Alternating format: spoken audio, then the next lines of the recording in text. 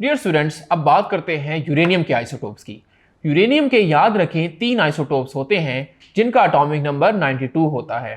पहला isotope U234 होता है, सेकंड आइसोटोप U235 होता है और लास्ट वन इज U238। यहां पे आपको ये बात याद रखनी है कि U235 न्यूक्लियर रिएक्टर में यूज होता है और एटॉमिक बॉम्ब्स में यूज होता है, लेकिन यूरेनियम 234 काफी रेयर है। एक और चीज आपको यहां पे याद रखनी होगी कि अगर हम 1 kg यूरेनियम 235 को फिशन रिएक्शन से प्रोसेस करें तो उसमें जो एनर्जी रिलीज होगी वो ग्रेटर होगी कि अगर हम 17,000 kg ऑफ कोल को बर्न करें।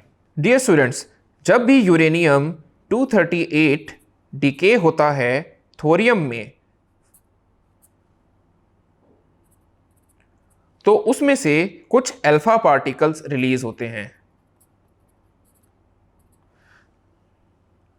आइए इसको एक इक्वेशन से देखते हैं।